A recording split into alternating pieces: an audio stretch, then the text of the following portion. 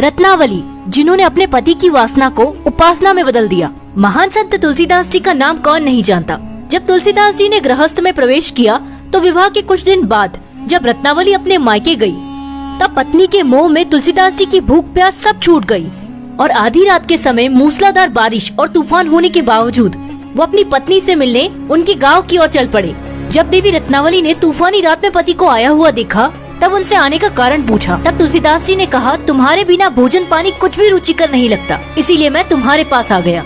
देवी रत्नावली ने कहा, लेकिन आप इस तूफानी रात में आए कैसे? तब मोह से ग्रसित तुलसीदास जी ने कहा, तुम्ही ने तो मेरे लिए नौका भिजवाई थी और तुम्ही ने तो रस्सी डाली थी।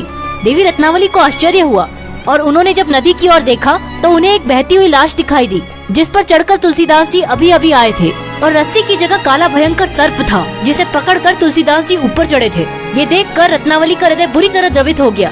तब रत्नावली ने आहत हृदय से कहा, अस्थि चर्ममय देह तासो ऐसी प्रीति, नेकु जो होती राम से तो काहे भव भीति।